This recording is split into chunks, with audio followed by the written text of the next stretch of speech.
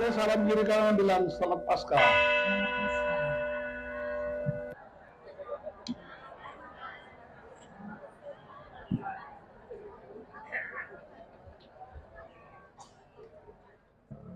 Pembacaan dan sekaligus tema Paskah tahun 2024. Roma pasal 6 ayat 13.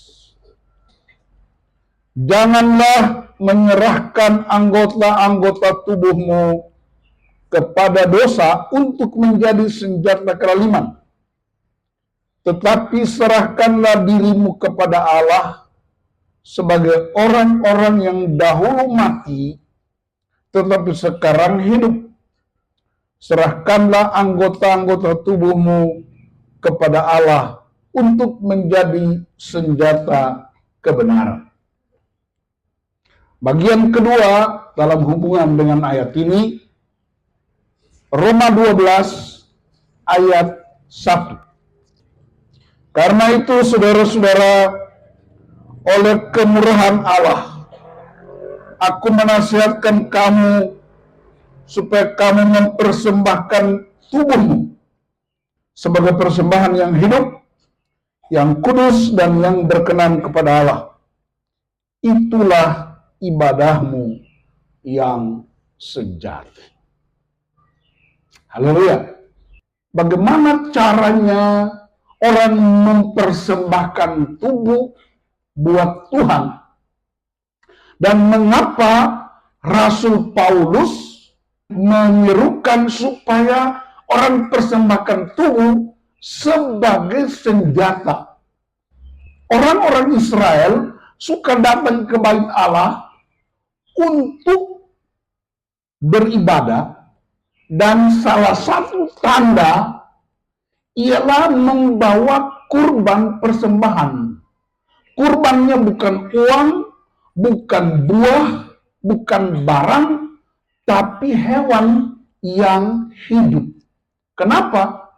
Karena darahnya yang diambil untuk dipersembahkan. Problemnya ialah bait Allah itu ada di Yerusalem. Sementara para penyembah itu datang dari berbagai wilayah yang cukup jauh. Ada yang datang dari Galilea, ada yang datang dari Nazaret, ada yang datang dari Bethlehem, bahkan ada yang datang dari Senegal. Simon orang Kirene itu Afrika Tengah. Jadi amat sulit kalau datang ke bait Allah bawa hewan. Orang kaya raya bawa sapi, orang bawa domba, kambing domba. Yang sederhana bawa burung dara atau burung kukur. Jadi agak sulit, dan itu harus hidup. Nah, bagaimana caranya supaya orang datang ke bait Allah mempersembahkan kurban tanpa bawa hewan? Karena sulit. Waktu itu nggak ada mobil, nggak ada sepeda motor. Masa orang jalan kaki dari Galilea bawa-bawa hewan sampai ke bait Allah? Apa yang terjadi? Hewannya bisa cacat, dia bisa luka, bisa berdarah. Dan hewan yang cacat tidak boleh dipersembahkan kepada Allah. Kalau begitu, bagaimana caranya? Nah, majelis gereja, namanya para imam, mempersiapkan hewan ternak yang layak dipersembahkan kepada Allah. Jadi, di belakang bait Allah, itu disediakan berbagai macam kambing domba. Dari mana datangnya? Dari padang Efrata. Para gembala yang menggembalakan kambing domba di padang Efrata, itu bukan untuk dijual buat lebaran atau Paskah. Itu dipersiapkan untuk dikirim ke bait Allah sebagai tanda alat untuk dipersembahkan kepada Allah. Itulah sebabnya malaikat pertama kali datang kepada para gembala itu untuk mengatakan bahwa hari ini pekerjaanmu selesai, karena anak gembala yang sesungguhnya dia sudah lahir. Itu penghargaan Allah terhadap pekerjaan orang-orang yang mempersiapkan persembahan. Nah, jadi orang datang ke Bait Allah, tidak usah bawa hewan. Sudah ada di belakang Bait Allah. Anda cukup bawa uang. Datang ke petugas di belakang Bait Allah, para imam. Ada sejumlah hewan, tapi para imam menyeleksi domba-domba yang layak dipersembahkan. Yang matanya ada berair dianggap afkir, tidak layak. Kenapa? Cacat. Yang kakinya sedikit luka, cacat. Lalu yang diambil itu yang sempurna. Ini saya kasih peragaan. Ini saya imam di Bait Allah. Ini semua yang hadir ini adalah domba-domba di belakang Bait Allah. Tugas para imam menyeleksi hewan yang layak dipersembahkan. Ini alasan mengapa Paulus bilang persembahkanlah tubuhmu. Lalu mulai datang seleksi. Dianggap tidak layak. Kenapa? Kacamata, berarti mata berair. Datang lagi ke sana. Nah, ini layak. Perhatikan, imam menguduskan domba. Kudus artinya dipisahkan. Ini layak. Perhatikan, imam pindahkan domba yang layak dipersembahkan karena dianggap sempurna. Perhatikan ini polanya. Tinggal di sini. Yang lain-lain afkir. Dia datang periksa lagi. Layak. Karena banyak lemak. Lihat. Imam pindahkan domba. Dia akan periksa lagi. Tidak layak. Karena rambut sudah putih. Layak. Jadi ini imam tidak panggil, tapi dia ambil. Ini kan contoh. Dia bawa, taruh di sini. Nah, yang dipisahkan di belakang Bait Allah dianggap layak dipersembahkan buat Tuhan. Kenapa? Dianggap sempurna. Yang tidak terpilih ini boleh dijual, bikin sop kambing atau sop buntut. Makanya orang berjual di Bait Allah karena pola ini. Yesus marah. Ngerti ya? Nah, sekarang para penyembah datang ke Bait Allah. Dia nggak perlu bawa hewan. Cukup datang ke imam, lalu dia sesuai kemampuan dia. Dia ke imam, saya mau beribadah mempersembahkan kurban buat Allah. Lalu dia tanya imam, yang ini berapa duit? Oh, ini karena kecil dan agak kurus, boleh 5 duit. Nah, dia bayar 5 duit kepada imam, lalu ambil hewan ini. Dia bawa ke imam yang akan mempersembahkan, domba ini disembelih, tubuhnya dibakar, darahnya dipersembahkan. Selesai, pulang. Ini tinggal di sini. Udah selesai. Udah dibakar nih, udah selesai. Datang lagi. Berapa nih? Ini lumayan. Masih muda. Berapa? 10 duit. Bayar. Sama polanya. Disembelih, darah dipercikan, tubuhnya dibakar. Tidak boleh dimakan. Karena itu dipersembahkan untuk Tuhan. Selesai. Datang lagi. Yang ini berapa? Aduh, ini mahal. Kenapa mahal, Pak Imam? Ini Alkitab bilang lemak itu untuk Tuhan. Kenapa mahal? Karena banyak lemaknya. Makanya Alkitab bilang jangan makan lemak. Itu milik Tuhan. Makanya banyak orang kolesterol karena suka makan lemak itu. Itu kan punya Tuhan. Berapa? Mahal, 50 duit. Tapi karena orang punya uang, dia ingin menjalankan hati Tuhan, dia bayar 50 duit ke imam, dia ambil ini domba, dia datang kepada Tuhan, dia mengaku semua dosa dan kesalahan, disembelih, darah ditumpahkan, tubuhnya dibakar, dan bau harum naik ke hadirat Allah. Ini pola yang terjadi di zaman bait Allah, orang menyembah. Nah, peristiwa ini, Paulus sampai di Roma, dia bilang begini, persembahkanlah tubuhmu kepada Allah, supaya hidupmu kudus, berkenan kepada Allah, ibadahmu jadi sejati. Ibadah sejati bukan pegang Alkitab ke gereja. Ibadah sejati bukan menyanyi-nyanyi dan lompat-lompat.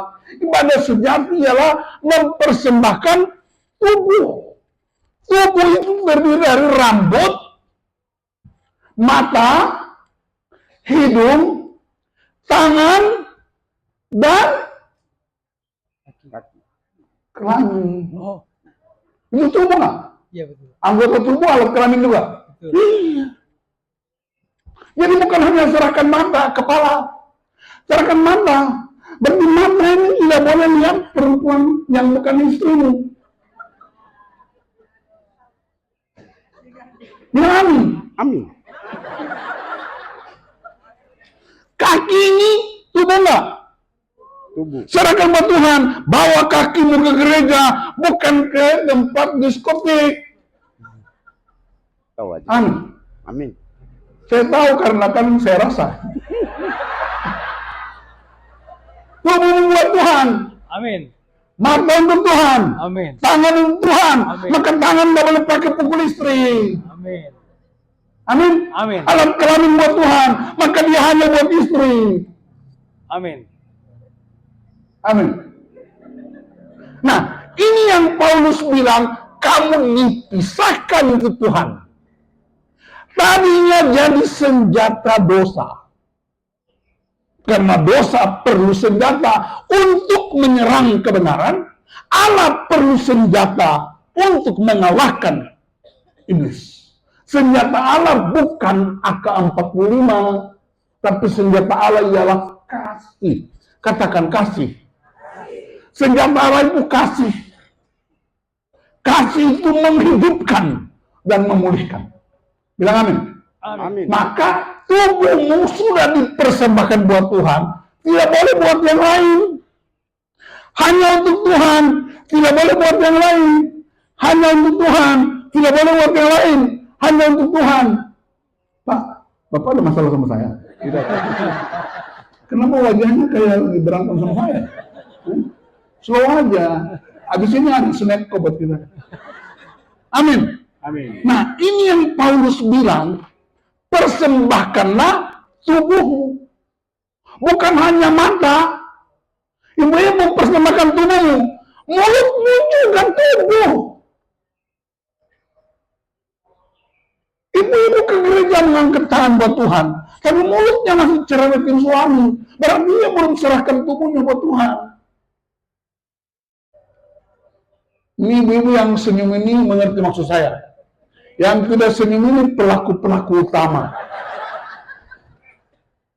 Terus apa hubungannya sama kebangkitan? Saya jelaskan. Persembahkan tubuh. Amin. Amin. Kaki, tubuh nggak? Tangan, Tubuh. kepala, mata, telinga, untuk Tuhan. Tidak boleh yang lain. Ini yang disebut dikuduskan. Karena di sana ada perang. Dosa menggunakan tubuh manusia untuk kejahatan. Sedangkan Allah menggunakan tubuh manusia untuk kebenaran. Dia disebut saksi. Saksi itu ada dua. Bahasa Inggris. Yang pertama witness. Artinya menyaksikan, bercerita.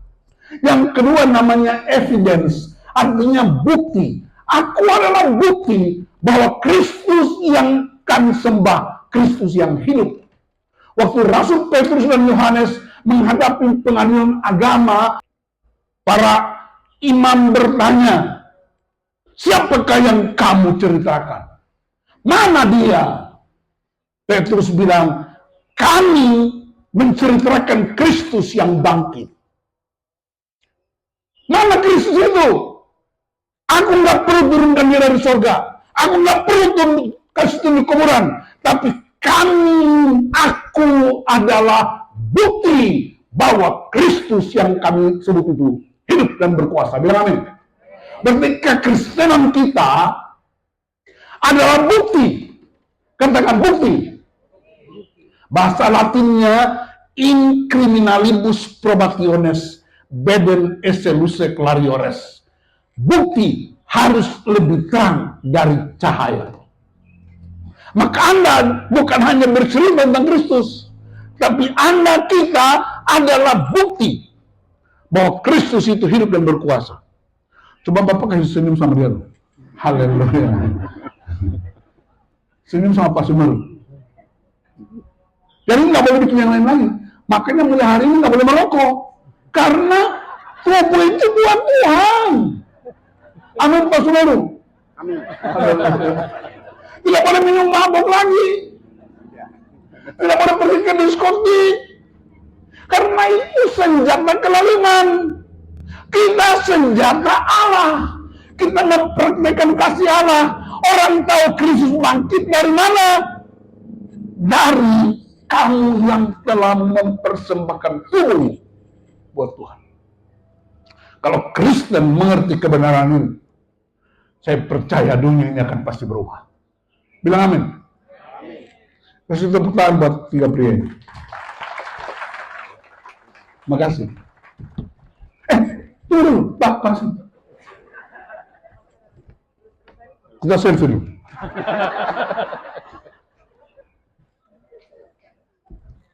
Situ, Pak. Nah, apa di situ? Bukti. Bohong. Jadi istri Bapak mana? Ada. Istri ada? Ada. Istri ada? Ikut. Ibu-ibu dengar, saya nggak kenal. Kalau mereka ada aneh-aneh, kasih tunjuk fotonya.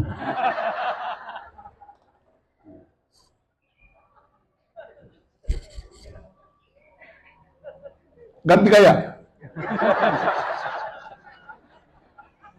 Ganti baju. Makasih.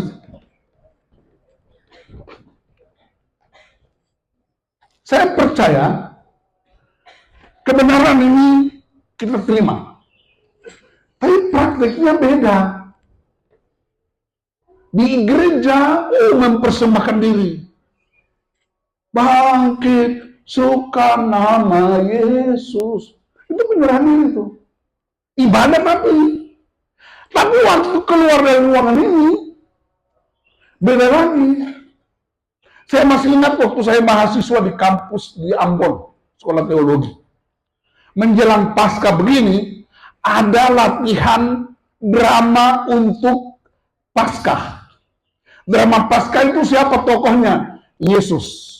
Prajurit-prajurit, perempuan-perempuan yang menangis, orang banyak yang berteriak salibkan dia. Saya mahasiswa praktek, disuruh Pak Pendeta untuk latih pemuda-pemuda main drama. Lalu Pak Pendeta pilih Yesus itu seorang anak muda namanya Abner. Badannya gede, tatoan, baru keluar penjara. Karena dia suka pukul anak-anak muda di kompleks.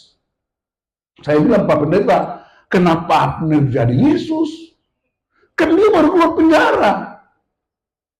Pendeta bilang, nggak apa-apa, biar dia bertobat. Lalu Pak Pendeta pilih prajurit, anak-anak muda yang biasanya digebukin sama Abner. Dia kan masuk penjara karena pukul anak muda itu. Pak Pendeta pilih mereka jadi prajurit yang pukul Yesus. Pak, ini nggak masalah ini. Oh, nggak apa-apa, dalam rangka rekonsiliasi. Lalu saya diminta, ini bukan mop, ini bukan joke, ini kisah nyata.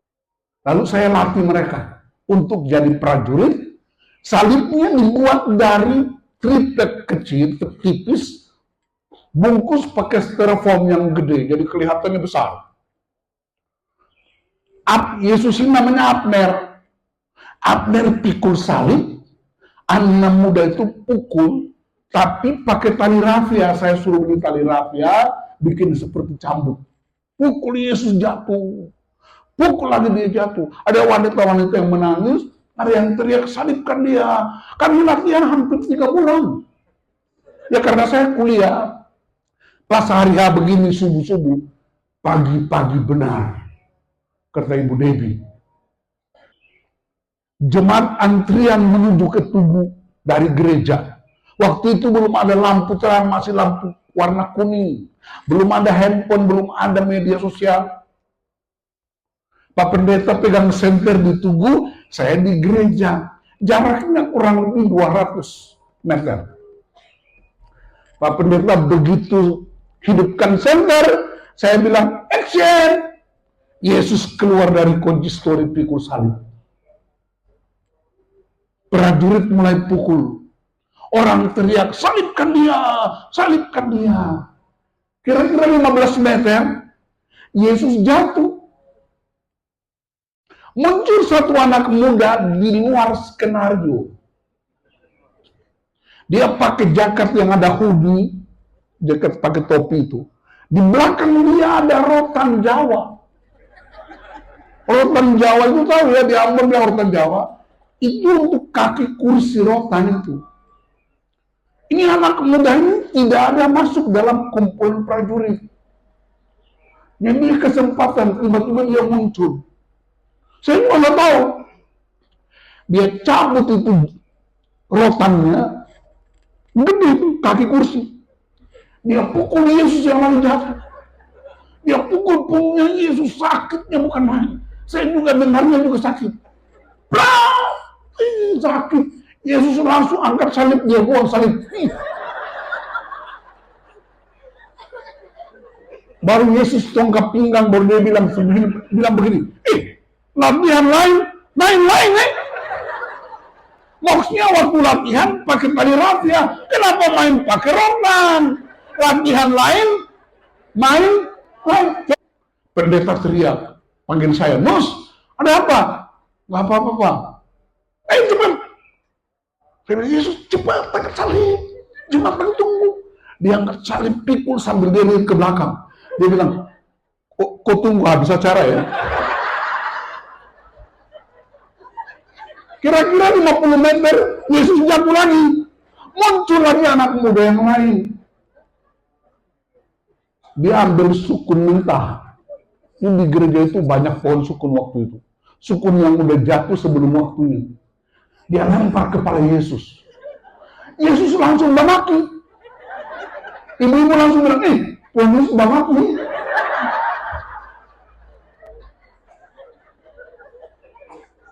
Saya bayangkan waktu itu kalau ada multimedia, ada video, itu viral habis. Itu tahun 84. Itu terlewat.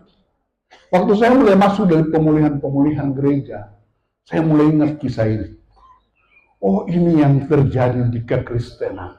Waktu kita masuk gereja, bangkit, serukan nama Yesus. Yesus! Itu di gereja. Begitu kita keluar dari gereja, ada tukang ojek ngerepet mobil kita, apakah Anda buka pintu mobil kacanya, langsung bangkit, serukan, atau saudara langsung bilang, kurang ajar loh. Malaikat bilang, latihan lain. Amin, Pak Sumeru. Di gereja ibu-ibu, ya Tuhan, tiap jam ku memerlukan. Begitu suami marah-marah, istri mulai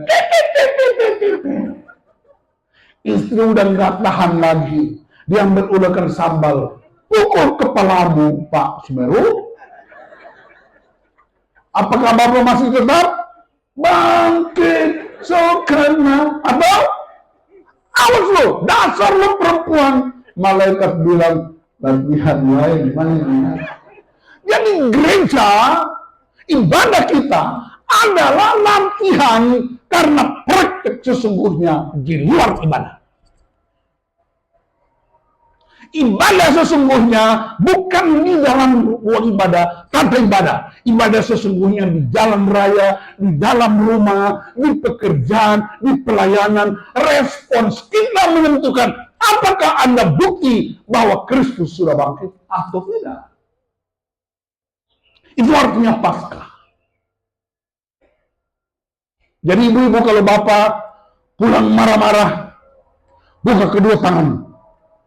Marilah kepadaku suamiku yang letih lesu dan berbeban berat.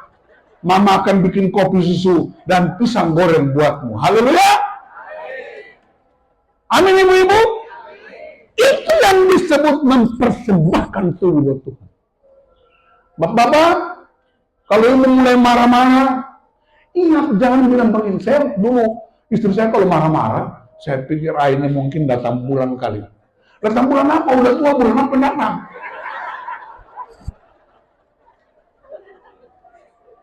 Kalau ibu udah mulai marah-marah, bapak tetap bangkit, serukan nama Yesus.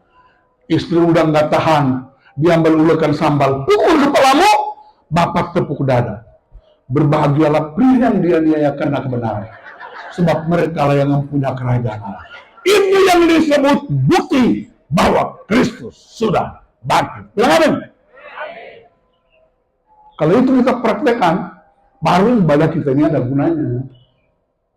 Ini yang disebut persembahkan tubuh. Ini yang disebut senjata kebenaran. Kalau enggak, Anda begitu berdoa, malaikat membuka. Latihan lain, main-main. Jadi mari kita periksa pasca kita. Apakah ibadah saya di gereja, dia inline dengan hidup sehari-hari di dalam masyarakat? Apakah ibadah saya di gereja, dia inline dengan ketika saya mengalami problem di jalan raya? Kalau enggak, bubarkan ibadah kita. Karena ibadah kita itu hanya artifisial. Ibadah kita hanya untuk menyenangkan kita, bukan menyenangkan Tuhan. Saya khawatir jangan-jangan Tuhan tidak tertarik dengan ibadah kita. Tuhan tertarik dengan setiap pribadi yang mempersembahkan tubuh roh jiwanya untuk Tuhan. Bilang amin. Itu Paskah. Saya terakhir kasih contoh. Bagaimana seseorang yang menyerahkan tubuhnya menjadi senjata kebenaran. Pria itu bernama Simon orang Kirene. Simon orang Kirene itu orang Senegal, tinggal di Afrika Tengah. Tiap tahun datang ke Bait Allah untuk mempersembahkan kurban buat Allah. Tapi waktu dia sampai di Yerusalem, tiba-tiba dia dihentikan. Kenapa? Ada satu arak-arakan besar. Yesus sedang dibawa menuju salib. Tiba-tiba, ya, dalam Markus pasal 15, Simon dipaksa, katakan dipaksa, untuk pikul salib Yesus. Kenapa Simon dipaksa? Pertama, karena Simon itu kulit hitam. Di zaman itu, kulit hitam identik dengan budak. Maka para prajurit menyuruh budak, ambil salib. Kenapa Simon mesti pikul salib itu? Karena Yesus secara manusiawi, secara fisik, dia udah nggak kuat. Kenapa? Kamis malam ditangkap. Dia dimasukkan ke penjara bawah tanah. Kurang lebih, ya saya pernah turun ke situ sama istri. Itu kira-kira 20 meter. Tanpa pakaian. Jumat pagi, dia ditarik ke atas, disiksa luar biasa. Jam 9 pagi, dia pikul salib 100 kg menuju Bukit Golgota. Secara fisik dia nggak kuat. Bapa di sorga bisa memberi kekuatan ekstra. Bisa. Tapi Bapa di sorga tidak berikan. Kenapa? Karena mesti ada yang ikut terlibat. Simon, Anda harus ambil. Anda budak, Anda orang hina, kamu ambil salib itu. Waktu Simon pikul salib itu, Simon tidak kenal Yesus. Dia sambil pikul, dia lihat Yesus yang sudah begitu luar biasa menderita. Tapi Simon dalam hatinya, dia bilang begini, kamu siapa? Yesus bilang, kamu gak kenal aku, tapi aku kenal kamu. Wow. Simon pikul terus. Waktu Yesus disalibkan, Simon tidak mendapat ucapan terima kasih dari para prajurit. Simon tidak mendapat ucapan terima kasih dari murid-murid. Simon dibiarkan.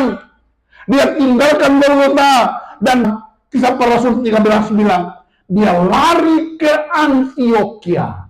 Dan bersama Paulus dan Barnabas, mereka beritakan Injil. Dan untuk pertama kali, pengikut Kristus disebut Kristen.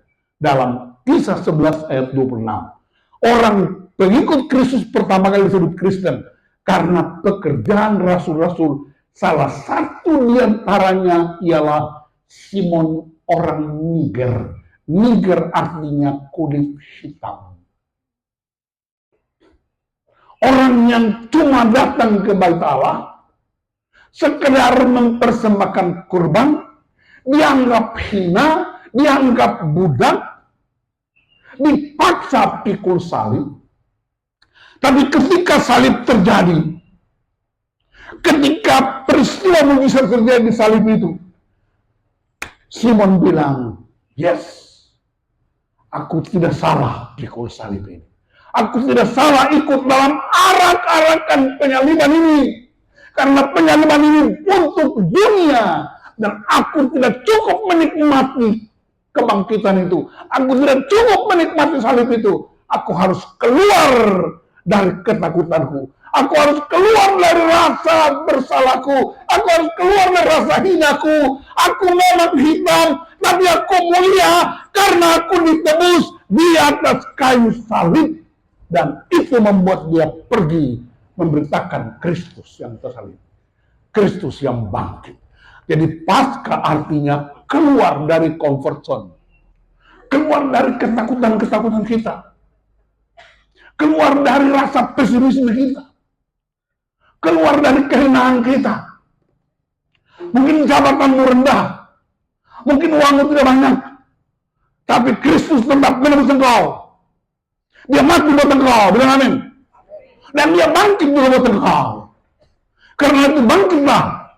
Keluarga-keluarga yang masih ribut, bangkitlah. Keluarga kita adalah bukti bahwa Kristus itu bangkit dan berkuasa. Setiap prajurit di tempat ini, Anda adalah bukti bahwa Kristus itu bangkit dan berkuasa. Setiap wanita, anak-anak, orang tua, anak muda, pria, wanita, kita semua yang percaya Kristus, nyatakan bahwa aku tidak hanya berserikat dengan Kristus, tapi aku adalah bukti bahwa Kristus hidup. Bagaimana caranya? Anda tidak hanya kudus di ibadah dalam gereja, tidak hanya kelihatan suci di ibadah gereja, tapi di jalan raya, di dalam rumah, di tempat pekerjaan, di tempat bisnis, di pasar-pasar. Ketika ada problem, terima kasih Tuhan.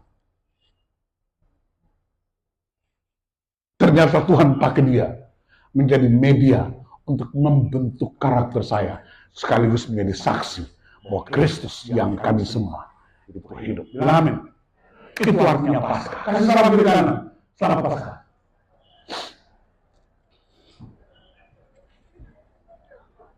Katakan, persembahkan tubuhmu. Bilang sungguh-sungguh sama orang sebelah. Kalau suami istri, aku bilang, persembahkan tubuhmu. Jadi senjata kebenaran. Apa senjata Allah? Kasih. Senjata dosa menghancurkan. Senjata Allah itu kasih, memulihkan, menghidupkan, dan memberi pengharapan yang baru. Amin Pak Sumeru. Amin. Jadi mulai hari ini, tubuh dan milik siapa? Tuhan. Kalau tubuhmu milik Tuhan, tidak boleh sembarangan. Tubuhmu bukan milikmu, milik Tuhan. Karena itu kalau pernah merokok, berhenti merokok. Karena tubuhmu bukan milikmu, milik. Ini contoh aja, jangan ketawa. Kalau Anda pernah mabuk-mabuk, bertobat. Karena tubuh bukan milikmu. Karena ibu-ibu yang tukang cerewet dan suka marah-marah, maki-maki, suka ributin suami, bertobat karena mulutmu dipersembahkan buat Tuhan. Anda muda kakimu untuk Tuhan, maka melangkahlah ke bait Allah, melangkahlah ke tempat mulia. Tanganmu, jarimu untuk Tuhan, karena itu hentikan jari yang main media dengan gambar-gambar yang tidak benar. Jadi tubuh roh jiwa kita dipersembahkan buat Tuhan. Amin. Kalau ini kita praktek, Ibu Ketua, Pasca ini tidak sia-sia. Jadi mari saya ajak GKPO Halim supaya rayakan Pasca bukan liturgis. Rayakan Pasca bukan tata cara. Rayakan Pasca itu kita mengalami kematian dan kebangkitan. Serahkan tubuhmu sebagai senjata kebenaran. Dulu kamu mati karena dosa. Sekarang kamu hidup karena Kristus. Dan hidupmu bukan engkau lagi, tapi Kristus dalam engkau. Tuhan memberkati saudara. Haleluya. Amin.